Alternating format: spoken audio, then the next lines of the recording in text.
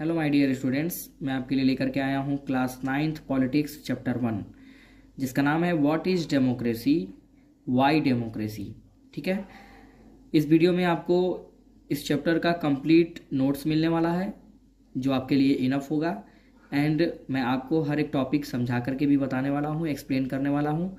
ठीक है, मैं एक एक टॉपिक आपको एक्सप्लेन करता जाऊँगा एंड आप उसका नोट्स भी बनाते चले जाएंगे। ठीक है, सबसे पहले इस चैप्टर का जो नाम है व्हाट इज़ डेमोक्रेसी, इसके बारे में समझेंगे। एंड फिर जो है हम समझेंगे कि why it is necessary, Y democracy is necessary for a country and what is the meaning of democracy. Firstly हमको ये समझना है कि डेमोक्रेसी का मतलब क्या है।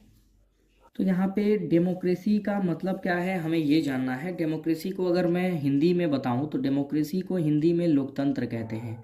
लोकतंत्र यानी कि लोगों का राज। ठीक है, जहाँ पे लोगों का राज चले हम उसी को लोकतंत्र यानी डेमोक्रेसी कहते हैं। आप जैसे कि देख रहे होंगे सामने डेमोक्रेसी का डेफिनेशन लिखा गया है। Democracy is the form of government in which the rulers are elected by the people. यानी ये ऐसा सरकार का रूप है डेमोक्रेसी जिसमें जो रूलर होते हैं, शासक जो होते हैं, वो लोगों के द्वारा चुने जाते हैं, लोगों के द्वारा इलेक्ट किए जाते हैं। ठीक है, हम डेमोक्रेसी वर्ड के बारे में अगर बात करें तो democracy come from a Greek word demokratia. ये ग्रीक वर्ड है डेमोक्रेसिया, जिसमें जो है ग्रीक में डेमोस का मतलब होता है पीपल एंड क्रेसिया का मतलब होता है rule. It means rule of the people.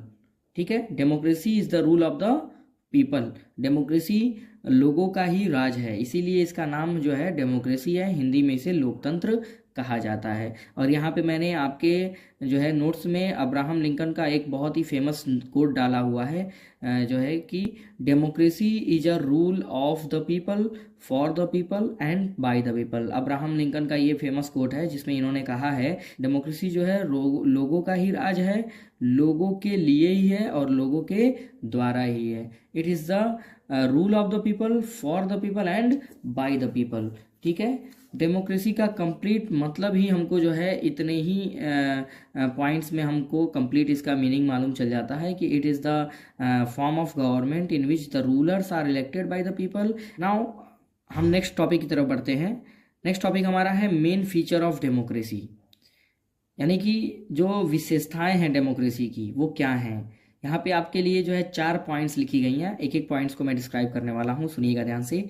Rulers elected by the people take all the major decision. यानी कि डेमोक्रेसी की जो विशेषता पहली विशेषता है वो ये है कि जो रूलर डेमोक्रेसी के अंतर्गत चूज किया जाता है, इलेक्ट किया जाता है, वही फैसला लेता है। इट मीन्स सारे डिसीजन उसी के द्वारा लिया जाता है।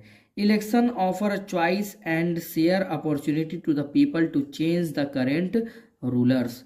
इसमें इलेक्शंस होते हैं एंड इलेक्शंस चॉइसेस देता है। इट मीन्स यहाँ इलेक्टोरल कंपटीशंस होते हैं जिसमें लोगों को फेयर चांस मिलता है कि वो अपने करेंट रूलर को चेंज कर सके। In a democracy each adult citizens must have one vote and each vote must have one value. Democracy में हर एक व्यक्ति को एक वोट देने का अधिकार है और हर एक व्यक्ति के वोट का एक वैल्यू होता है। Government rules with in limit set bye constitution and citizens right. यानी जो सरकार होती है वो संविधान और लोगों के अधिकार के अंतर्गत काम करती है, उनके ऊपर भी कुछ लिमिट्स होते हैं। तो ये जो 4 पॉइंट्स हैं वो आपको इसके फीचर्स के बारे में बता रहे हैं कि डेमोक्रेसी का क्या विशेषता है। और यही फीचर्स एक डेमोक्रेसी को दूसरे non democratic form of government से अलग करते हैं। अंडरस्टैंड। नाउ हमारा नेक्स्ट टॉपिक है आर्गुमेंट अगेंस्ट डेमोक्रेसी। अब हम उन तर्कों के बारे में बात करेंगे जो डेमोक्रेसी के खिलाफ होंगी, यानी कि हम उन बातों को जो है यहाँ पे पॉइंट आउट करने जा रहे हैं जो बातें डेमोक्रेसी के लिए नहीं बल्कि उनके खिलाफ बोली जाती हैं, उनके खिलाफ कही जाती हैं। यहाँ पे पहली जो पॉइंट है वो बताता है, देखिए क्या, leads to instability due to frequent leader change. यानी कि कहा जाता है कि डेमोक्रेसी में बार बार लीडर के चेंज होने की वजह से इंस्टेबिलिटी आती है, इंस्टेबिलिटी क्रिएट होती है, यानी कि असंतुलन बना रहता है, यहाँ पे कोई भी चीज़ जो है संतुलित नहीं रह पाता।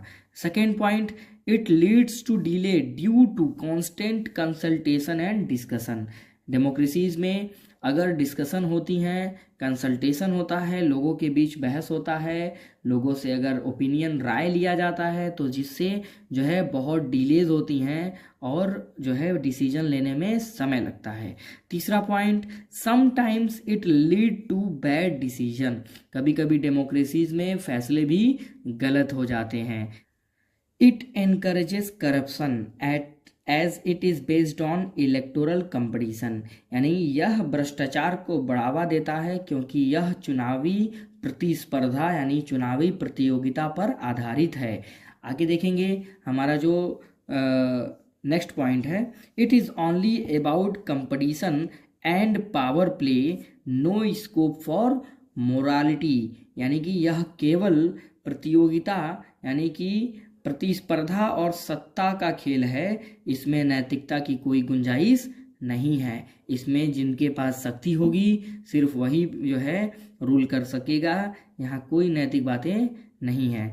Ordinary people do not have the decision making ability, यानी कि डेमोक्रेसीज में जो आम नागरिक हैं, जो आम लोग हैं, उन्हें डिसीजन लेने की कोई योग्यता नहीं दी जाती। तो ये जो बातें हमने पढ़ी, ये सारी जो बातें हैं वो डेमोक्रेसी के खिलाफ हैं, यानी लोकतंत्र के खिलाफ के लिए है।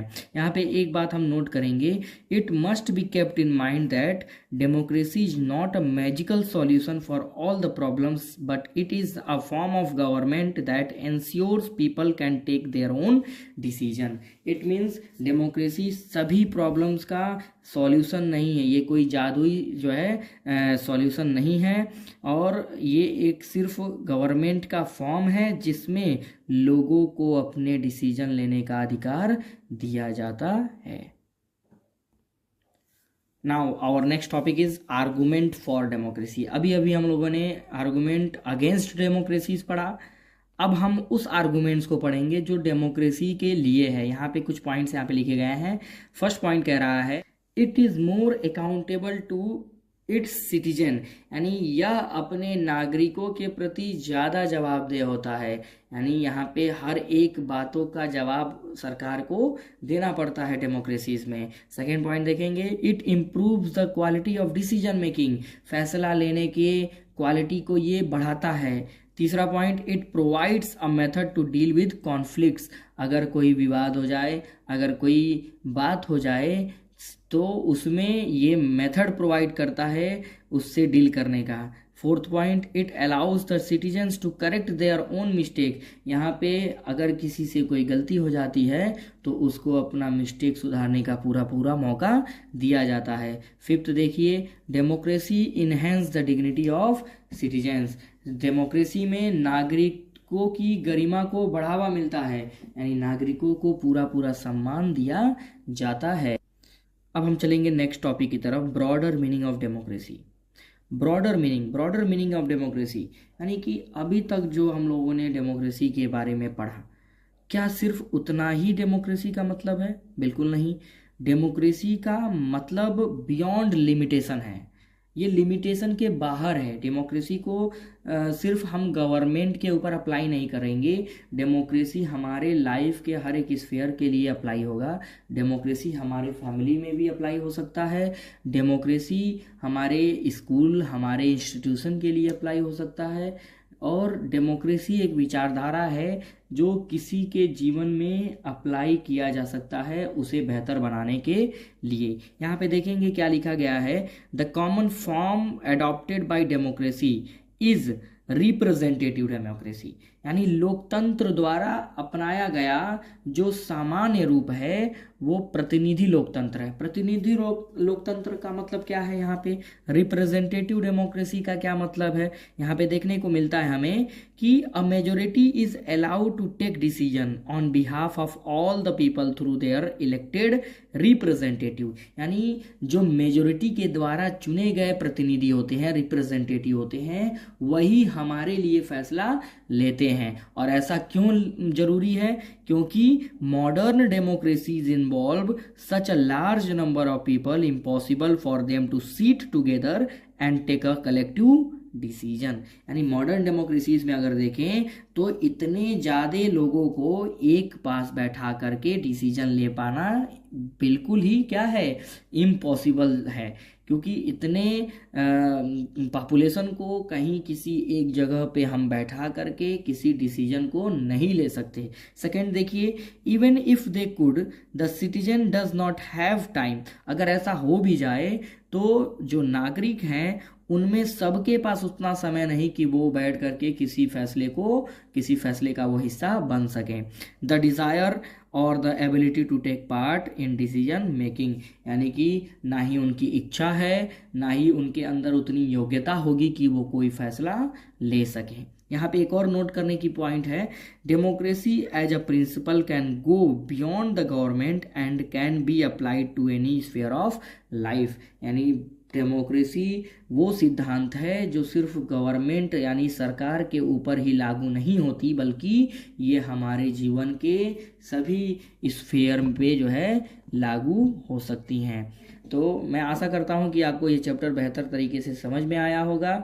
और भी इसी तरह के एक्सप्लेनेशन वीडियोस के लिए आप जो है कमेंट ज़रूर करें, ताकि मैं समर वेकेशन में खासकर नए वीडियोस के साथ आपको जो है ज़्यादा से ज़्यादा better quality and educations provide कर सकूं, बेहतर नोट्स आपको प्रोवाइड कर सकूं। मेरे साथ मेरे चैनल पे राहे इल्म।